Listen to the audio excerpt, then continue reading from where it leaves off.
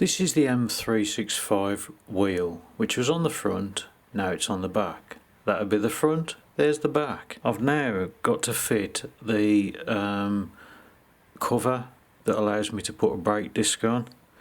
Now, because last time I didn't show people exactly how to take these things apart, I'm going to do it this time. I'm not going to show you things like taking the screws out, because if you need me to show you that, you really shouldn't be doing anything like this. So I'm going to take the screws out and then I'll come back. The screws are out. That was easy. So what you've got to do next is you've got to put it on the ground. I don't think it's going to do it like this, but you have to put it on the ground. No, it's not. Well, you have to bang it on the ground, get the nut. Whoa, wherever I put that, you get a nut,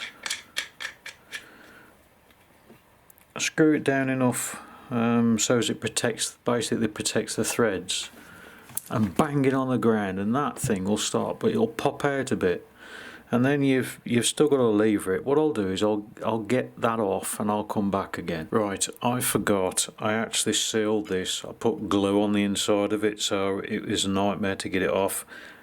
The first time I did it, literally put the nut on the back there and whack it, and it popped out. It's very tight on the bearing. That's the only place that it's tight. It's not really tight around the outsides, it's just the bearing. So what I had to do this time was, in a very inconspicuous place, I got a thin screwdriver and I put it in there, give it a whack, and then you lever it, and then you start tapping around here, and what it does, it releases the pressure on the bearing. Then when you've got enough space, I put something like that in, and then I go around the other side and give that a tap and just lever it out a bit and tap it again, and eventually it pops out to the point where I'm still going to have to lever it out, but it's a lot more manageable now. So if I put that in there, I'm not going to be able to show you very well, and then I tap it, it starts coming out. I've got to be quiet because it's very early in the morning. So I'm going to go around it now, levering it in both sides. I'll get that one under there, and I'll probably get a screwdriver under there, and I'll put some down pressure on it and then just tap it around here, and it will eventually pop out. While I've got this apart, it looks like the ferrofluid's gone. I know it was leaking because there's signs of it around the tyre.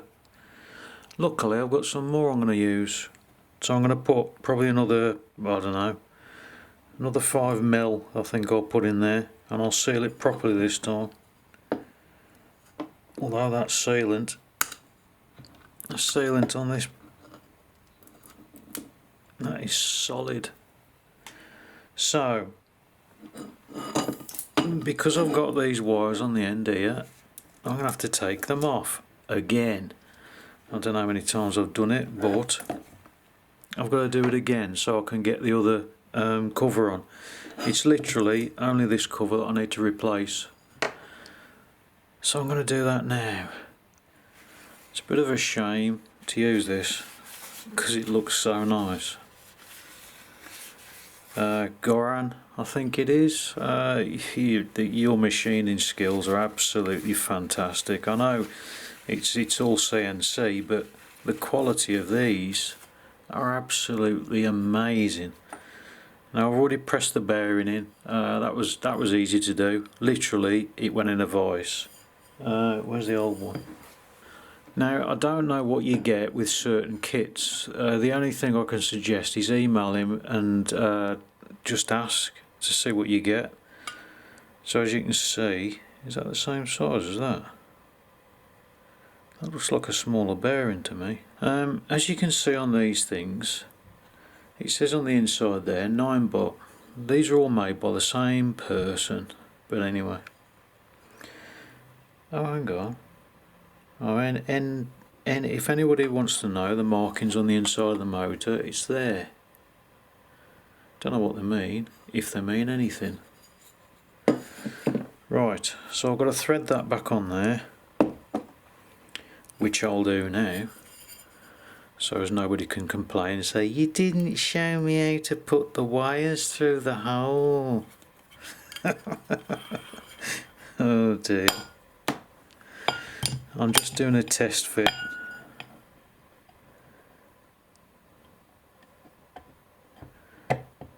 Oh, that is tight, but that goes on. I've got to put the ferrofluid in first.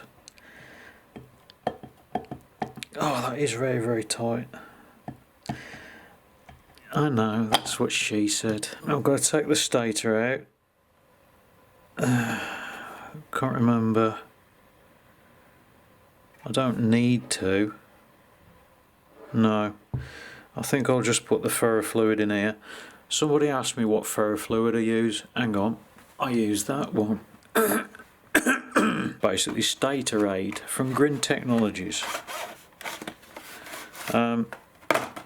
Don't be fooled in using the cheaper version, which is, I can't remember exactly what it is, it's E something or other. That's safe for use in projects, in chemistry and stuff like that. This is different, it's got a different base to it. It's a more lubricant. The other stuff isn't. It's just ferrofluid. So I'm going to use a calculated amount, which I ain't got a clue how much that is.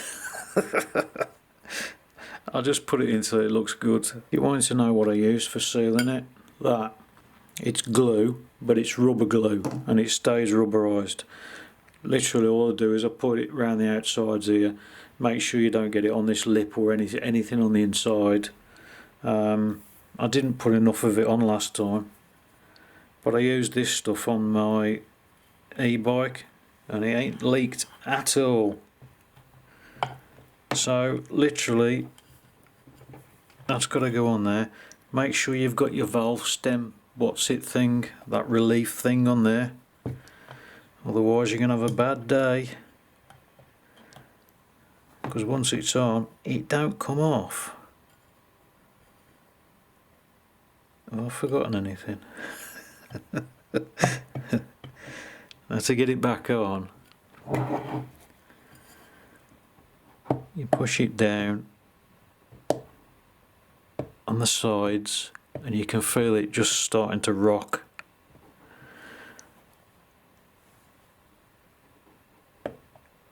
And you keep going until it goes down to a certain point, and I found that last time I couldn't get it past. You see where the lip is there? It would not go in. So what I had to do was get some bolts and put them in, and you find the thing that you took them out with. I did bloody 2 minutes ago. I had it 2 minutes ago. Literally 2. There it is. So you put these in. I've got some new ones of these actually. I don't know if the kit comes with them, but I had some new ones in mine. It's a shame that these aren't anodised. It would have been really nice anodised black. So when you go around you can feel it. You can actually hear it this time. You can feel it pulling in. So that's all in, centred, done. So I can take these out and put my new ones in. When you get the kit, I don't know what's included. It all depends what you buy, I suppose, but I ordered the complete thing just so as I can show people what you actually get with the complete kit. So you get your adapters, your torque arms, whatever you want to call them. So you get the bolts for the disc, you get some countersink screws for the motor. Actually, because they're Allen keys, I'm going to be using them. What else is there? an adapter which I don't know what that's for, to be honest. I think that's something to do with making it rear wheel drive. A nut. I haven't got a clue. These have been torqued up to 2 fingers, which is that. The disc, which I saved, luckily I saved it. The rotation of that is that way, so that's got to go like that. That's got to go that way, which is the opposite way to the was originally. I better clean it, I think. I'll clean it first. I had to take the tyre off because obviously the wheel rotation is that way. It was me who got things backwards. The disc goes the correct way now, and so does the tyre. When I built it originally, I had to reverse the motor direction because it was turning backwards, obviously, and I had to change the tyre around, I think. Anyway, it's done now, so I'm going to fit it. Just so as you know, this is the original one that I had on this side, which is the disc side. This is the modified one, which actually goes in. As you can see, it will go in the recess there. So it has changed it. So that is definitely needed. So if you're going to get it, get the kit. And I'm wondering how the hell that goes in there. One thing I need to mention before I forget. You do need to keep your torque washers. That goes in there, and your torque washer sits on this side with the little thing in there. And if you get the rear brake disc, which I can't show you because I can't get the bloody camera around there, your brake disc, the torque washer goes in first, and then this piece on this side, you have to put that onto the wheel first, onto the hub, the shaft. That was it. You have to put that onto the shaft first, feed the wheel in, and then do the nuts, the 2 screws up. But you do need those torque washers on both sides, otherwise it ain't in the middle, and when you pull it up tight it just seizes completely solid. So that took a while to figure that one out.